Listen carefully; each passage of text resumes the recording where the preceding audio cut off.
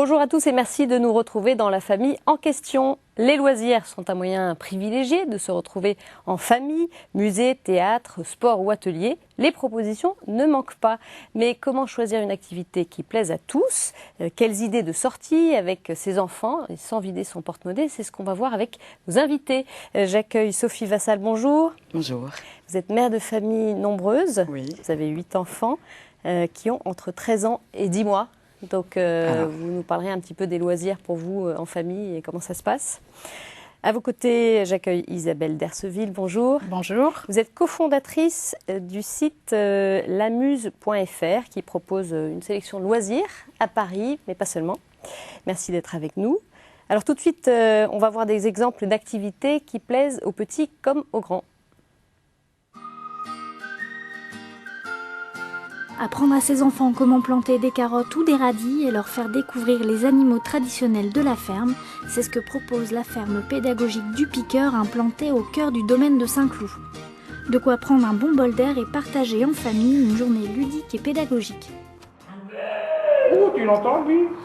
Pour eux, souvent, les enfants de la ville, un poulet, c'est un poulet sous cellophane. Et il faut leur montrer qu'un poulet, ça a une existence. Et il faut leur apprendre aussi à les regarder les animaux et à les respecter. Une activité qui permet d'apprendre en famille. J'aime bien venir ici, visiter et voir les lapins, les poules, les canards, les chevaux, les vaches. Et surtout, moi, j'aime bien donner à manger aux lapins. Et voilà. Dans cet espace éducatif conçu à la taille des enfants, une équipe accueille les familles pour des visites libres et des ateliers d'éveil à la nature et à l'environnement pour les enfants. Une sortie familiale dont certains ne se lassent pas. Donc c'est vraiment le moment le plus attendu de la semaine, d'une part parce que ça leur fait prendre l'air, d'autre part parce qu'on se retrouve en famille, avec d'autres familles aussi, c'est très agréable. Lorsque le temps s'y prête, rien de tel pour amuser les plus petits et rendre le sourire aux plus grands. Et lorsque les nuages se font menaçants, pourquoi ne pas se réfugier au musée? Située dans le parc de la Villette à Paris, la Cité de la Musique propose un voyage musical de 4 siècles d'histoire. L'occasion de passer un moment privilégié ensemble. Tous les mercredis, on essaye de s'organiser piscine ou une sortie culturelle. Donc j'amène Manon, puisqu'elle pratique la musique au conservatoire de musique. Donc je voulais l'emmener ici pour lui faire un petit peu partager l'invention de la musique. Munis d'audioguides, les apprentis musiciens apprennent comme des grands et parcourent le musée en s'amusant. On note un nombre qui est écrit et on entend dans le casque ce qui est... Ça explique ou sur les cartes noires on entend des morceaux de musique avec les instruments. Une plongée en famille baignée dans une atmosphère musicale de la Renaissance à nos jours, de quoi susciter des passions. Dans la flûte, voilà. Quelle que soit la météo, musée ou ferme pédagogique, des visites qui raviront petits et grands, toute la famille. Alors Sophie, une réaction sur ce reportage? C'est le genre d'activité que vous pouvez faire de temps en temps? Non, la ferme, pas non, trop. Disons que c'est naturel. C'est-à-dire que quand on se promène en province et qu'on a l'occasion de voir dans la des vraie poules nature. Et des vaches, c'est mieux. Mais il y a les pour, non, en fait, j'avoue ça vous que... faites pas. Non. D'accord. Non, la musique, je connais, mais on n'y est pas allé. Pour ce qui est de la musique, c'est vrai que je préfère rester chez moi avec eux et pour le coup, voilà, écouter. Voilà, là je trouve... c'est vrai que quand on va à l'extérieur, enfin, quand on prend la peine d'aller à l'extérieur, ça demande, en tout cas pour un Parisien, ça demande beaucoup il y a beaucoup de contraintes, ça demande beaucoup d'efforts. Et d'organisation. Donc, je pense que les parents doivent se faire plaisir. Enfin, voilà, se faire plaisir, y trouver un intérêt, en fait, d'abord pour eux. On y reviendra sur vos choix, justement, ceux qui vous font plaisir. Isabelle Derceville, alors, les loisirs en famille, c'est un secteur qui se porte comment? C'est un secteur en pleine expansion parce que effectivement, Il y a des familles très nombreuses, il y a aussi des parents très isolés, ou en tout cas qui ne voient leurs enfants que rarement, par exemple à l'occasion de week-end ou autre. Et les parents, en tout cas dans des villes comme Paris, travaillent énormément, souvent pendant la semaine, ont peu de temps à partager avec leurs enfants et durant le week-end veulent partager à 100% leur temps avec leurs enfants. Donc on a des activités en famille qui se sont développées ces derniers temps absolument partout. Mais c'est récent. Oui, c'est relativement récent, en tout cas de la part des grandes institutions culturelles comme des grands musées, etc. Si on prend par exemple l'exemple du Louvre, les visites en famille existe depuis 4 ou 5 ans. Mais il y a une nouvelle approche aussi qui est de dire qu'aujourd'hui, même les salles de spectacle sont ouvertes à tout public. Alors, tout public, ce n'est pas des enfants de 2 ou 3 ans, mais facilement 6, 7 ans. On voit de plus en plus d'enfants aller le soir au spectacle avec leurs parents. Et je dirais qu'on les voit même au restaurant assez tardivement avec leurs parents, maintenant, chaque fois qu'on va quelque part. Donc il y a un petit peu ce mouvement généralisé qui a été initié aussi par tous les films d'animation qui aujourd'hui sont des films à double entrée, c'est-à-dire que les parents s'y amusent autant que les enfants. Et c'est vrai qu'il s'agit de propositions, de plaisir partagé en famille. Il ne s'agit pas du tout d'apprentissage, mais même dans la musique, ce musée de la musique qu'on vient de voir, c'est extrêmement amusant. C'est aussi amusant pour les adultes que pour les enfants. Donc on est dans cet univers-là et pas dans un univers, j'apprends la culture à mes enfants, je leur fais partager, je m'amuse et en s'amusant tous ensemble, tout va bien. Mais sur les contraintes du déplacement en région parisienne, oui, c'est... On y reviendra. Alors finalement, c'est un secteur, hein, c'est loisirs pour la famille au complet, ou en tout cas une partie de la famille. C'est pas un secteur qui connaît la crise alors. Actuellement, on peut penser qu'il ne connaît pas la crise. Alors il y a quand même des situations très disparates. Si on prend par exemple le domaine des spectacles, il faut quand même savoir que sur la Muse par exemple, nous on recommande des spectacles à partir de 5 €. C'est-à-dire qu'on n'est même pas au prix d'une place de cinéma. Voilà, on peut trouver la qualité à bas prix. Oui, en tout cas, il y a des propositions à tous les prix. Il y a un grand éventail de prix. Et effectivement, je connais des salles de spectacle, des petites salles à Paris qui ne connaissent absolument pas la crise. Oui. Je ne connais pas la situation de tous les secteurs de l'animation culturelle. Mais globalement, en tout cas l'année dernière, je peux dire que je suis allée toujours dans des endroits où il y avait du monde. Oui. Alors Sophie, pourquoi pour vous c'est important de faire des choses avec vos enfants quand ça vous arrive ? Non, déjà, moi, comme je suis au foyer, je reste quand même. Enfin, mes enfants, Vous les voyez beaucoup. Je les voyais beaucoup. Mais c'est un contexte qui est différent. Et voilà, donc je choisis. Voilà, l'intérêt, c'est de se voir ailleurs, différemment. En tout cas, pour les loisirs extérieurs. Et ça va de.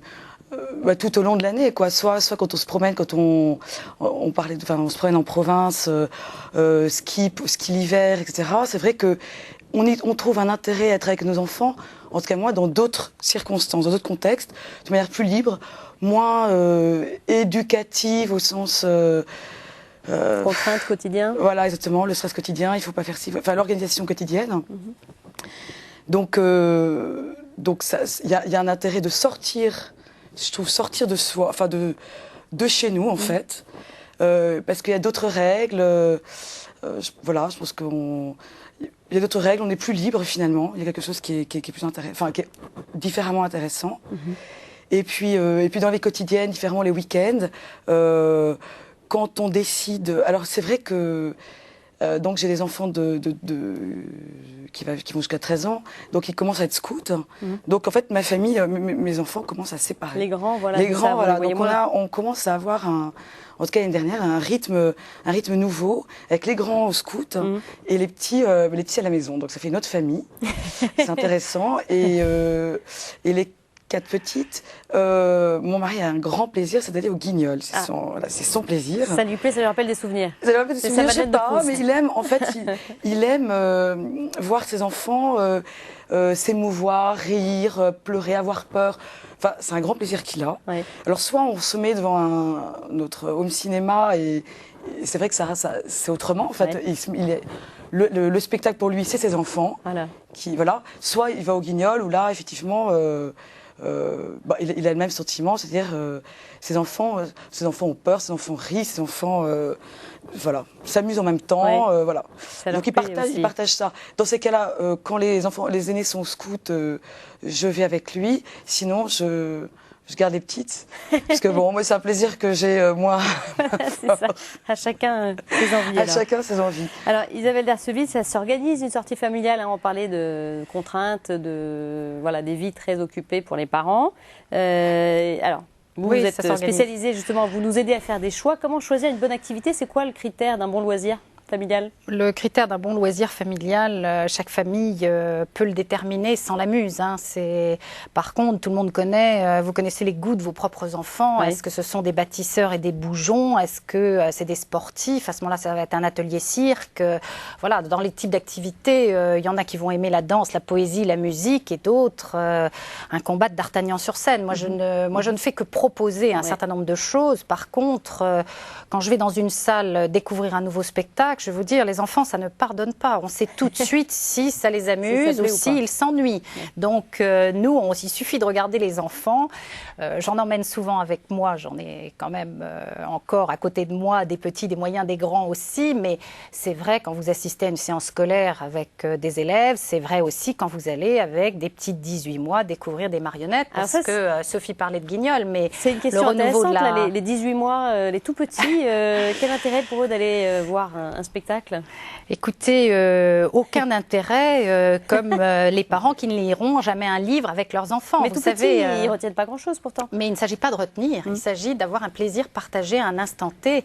Ces marionnettes, Sophie l'a très bien décrit, c'est aussi, on pleure, on rit, on chante, on est content, on est triste. Et par rapport à toutes ces émotions, on peut après en reparler. Aujourd'hui, j'étais content, hier, j'étais fâchée. Ça, c'est toute l'éducation qui passe par là.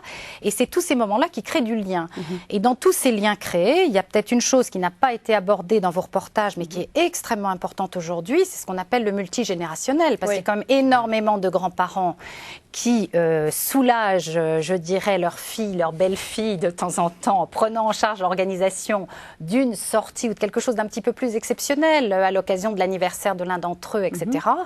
Donc, en tout cas, nous, ils ont le temps de nous écrire souvent des petits mails à la muse, ils nous demandent des conseils, donc on les bichonne, nous, tous ces grands-parents, bien entendu. C'est assez formidable d'avoir la chance d'avoir des grands-parents et pour eux, d'avoir la chance d'avoir leurs petits-enfants. Donc, ils prennent ça très à cœur et tout ce qui permet la création de liens, que ce soit en lisant un livre, en écoutant un disque à la maison, il n'y a pas de hiérarchie dans tous ces plaisirs. Mais en tout cas, on peut le trouver en sortant de chez soi, parce que vous savez, à Paris, les appartements sont petits. Et c'est ce qui fait une énorme différence avec la vie en province que Sophie semble bien connaître. On n'est pas obligé de sortir en province, mais à Paris, on étouffe dans les appartements.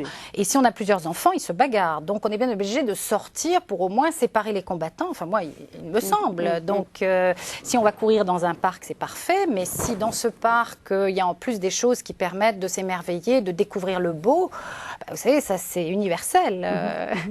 Alors, on va décortiquer un peu par type d'activité. On parlait à l'instant là du théâtre, par exemple. Mais bon, il y a aussi les musées. Alors, qu'est-ce qui se passe pour les enfants? Il y a des choses qui ont été mises en place, des visites spécifiques. Alors, il y a énormément de choses. Je dirais que les visites spécifiques sont absolument formidables. Le seul problème, c'est qu'il faut s'être un petit peu organisé. Souvent, c'est sur réservation. Il y a un horaire précis. On peut décider un jour, parce qu'il pleut, que des projets sont remis, d'aller au musée à la dernière minute. Et à ce moment-là, il y a un des moyens très simples de visiter des musées, c'est les multiples jeux de pistes qui existent aujourd'hui dans énormément d'endroits. Donc, pratiquement... Ce qui est parfois démotivant, c'est la foule. Si on y va, il y a la queue. 2, à l'intérieur, on ne voit pas grand-chose parce qu'il y a plein de monde. Pas facile non plus d'emmener un petit. Alors les petits, surtout, rien n'est à leur hauteur dans les musées. Mais bon, je dirais qu'il y a beaucoup de musées à Paris. Alors évidemment, les grandes expositions sont submergées par la foule. Et oui.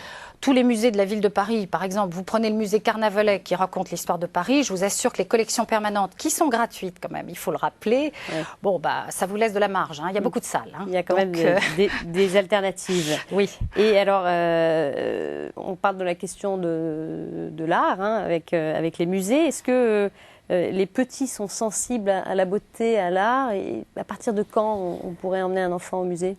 Je pense qu'il n'y a pas d'âge. D'ailleurs, c'est quand même problématique de voir que les poussettes sont toujours interdites, donc, sauf dans des musées dits modernes. Mais comment faire dans des salles anciennes? Je n'ai pas la réponse.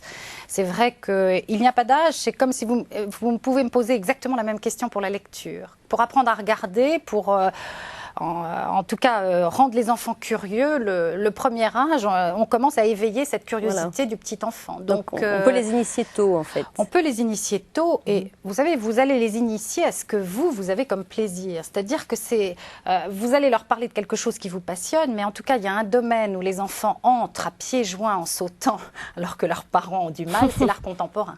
Ça, c'est vraiment le secteur de la culture, entre guillemets, qui fait que les enfants y entrent très spontanément. Et c'est vrai que c'est très, très amusant pour eux. Oui, c'est du quotidien pour eux. Et puis, toutes ces démarches d'artistes les rapprochent à des choses connues. Donc, c'est assez intéressant. Oui. Sophie, ça vous arrive d'aller dans un musée avec l'un ou plusieurs de vos enfants ? Oui, alors c'est vrai que le défaut il me semble des parents qui ont un aîné, un deuxième, c'est de les emmener au musée. Bon, c'est vrai qu'il n'y a pas d'âge, mais vous savez, les aînés, on veut tout leur faire faire. Moins les petits. Après, on a compris les suivants. Il y a le temps, qu'il faut faire autre chose avant, que les choses sont construites. Donc parfois, on commence à 4-5 ans, on dit mais c'est bon, il va tout comprendre, ce sera un super génie. Bon, après, on relativise. Voilà. Alors c'est vrai qu'on peut, si on avait un enfant unique, on irait à 3 ans lui montrer telle œuvre. Donc vous le ferez pas, ça? Eh ben non, je fais plus. Non. Vous l'avez fait, mais plus maintenant. Ouais. Mais en revanche, j'emmène. Qu'est-ce que vous faites avec l'aîné alors qu'il y a 13 ans? Par exemple, quand il m'arrive d'avoir une journée où entre deux camps de scouts, machin, etc. Voilà, il y a des moments où je peux tomber sur un enfant, je peux avoir un enfant où je peux le prendre parce que c'est l'aîné peut garder les autres et je vais avec le second, etc. Parfois, vous faites des choses un petit peu, voilà, oui, un peu personnalisées. Voilà, en fonction des goûts j'essaye, c'est vrai que de chacun. Voilà. Donc ça peut être quoi, par exemple? Eh bien, écoutez, c'est vrai qu'on parlait de l'exposition de Marie-Antoinette pour ma 3e qui est très fifi, très costume, etc. Donc, c'était idéal. Elle était contente. Ouais. J'ai une aînée assez historienne, donc elle, je peux l'amener partout, tout va l'intéresser. Je lui ai dit, on l'avait emmenée au musée Jacques Marandré, que j'aime beaucoup, pour des portraits. Bon, c'était bien, mais c'était pas forcément tout à fait adapté. Ouais. Moi, j'ai beaucoup aimé, elle a moyennement aimé. Et comment vous visitez ces musées-là avec un enfant? Bon, comme vous le feriez vous, quoi, en fait. Alors c'est vrai que parfois chacun est différent. Donc moi je serais dire regardez ça. Enfin bon, imposer un peu voilà ce que j'aime, mes goûts. Mon mari un peu plus froid, pas plus froid, mais plus réservé, ferait le tour et puis laisserait une liberté peut-être plus grande. Vous avez le sentiment que ça leur plaît justement d'aller voir des œuvres, des tableaux par exemple? Plus ou moins justement. Il y a eu par exemple là j'ai emmené j'avais un filleul qui était là de 10 ans, 11 ans. Allez, 12 ans en fait. 12 ans. Avec mon fils de 12 ans. Je les ai emmenés à l'exposition du Mont Athos, qui a duré un petit peu de temps. Toute l'année, je voulais y aller. Et en fait, 2 jours avant la fin, ça y est, j'ai pris ma voiture un matin. Allez, on y va. On y va. Je me suis garée devant le petit palais, comme ça, un peu en warning. Et puis, on est allé. Et j'ai senti que c'était un peu dur pour eux. En même temps, ils ont trouvé un intérêt, c'est-à-dire que, voilà, eux, ils ont pris les objets un peu intrigants, un peu, alors que les évangéliaires, peut-être un peu moins. C'était un peu, bon, pour eux, plus ou moins. Oui, ça ressemblait un peu à ce qu'ils connaissaient déjà un petit peu, finalement. Bon, ils voyaient pas tout l'intérêt historique que je pouvais y trouver moi, mais en fait, voilà, eux, ils ont trouvé quelque chose. Je suis pas sûre que ça reste éternellement dans leur, mais tant pis, quoi. Ouais. On a marqué le coup. Moi, j'ai coché mon truc. Ça vous a fait plaisir, en tout cas. Isabelle Derceville, vous en pensez quoi? Il faut quand même faire attention aux âges. Voilà, on n'emmène peut-être pas. Non, mais c'est toute la difficulté des sorties en famille. Sophie en parle très très bien. Moi, j'ai 4 enfants, donc j'ai tout à fait ressenti ce genre de. Et on a eu des expériences ratées, hein, et je crois que c'est ça qui est génial aussi avec les sorties culturelles, c'est que c'est jamais gagné à 100%, mais au moins parlons-en. Et puis, bon, les déceptions, on va reparler de ces déceptions aussi, puis ça devient des jokes après, hein, en famille. C'est ce qui construit aussi la vie de famille, c'est toutes ces expériences-là. C'est comme quand vous avez raté un avion, comme. Enfin, je peux pas.